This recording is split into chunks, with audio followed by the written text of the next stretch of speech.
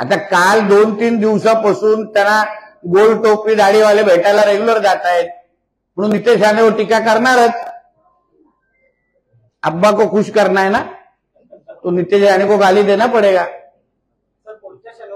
म्हणून माझा शिव्या देण्याचा खरा अर्थ जेव्हा अब्बू आझमी जाऊन बसतो, जेव्हा MIM मध्ये जाऊन बसतात, ते सगळे दाढी पुरवण्यावर त्यांना जाऊन भेटले तर नितेश राणेला शिव्या मिळणारच. कारण की मी हिंदुत्वाचं काम करतो, मी जिहादच्या विरोधात लढतोय. अहो पॅलेस्टाईनचे समर्थक म्हणून ते अब्बू आझमीकडे पाहिलं जातं. या MIM लोकांचे बॅकग्राऊंड जरा तुम्ही लोक बघा. हे बाबा फोन ठेव ना, कोण असेल फोनवरचं थांब ना जरा. त्याचं समर्थक म्हणून त्यांना पाहिलं जातं. त्यांना कसं भेटणार, कसे भेटतात हे?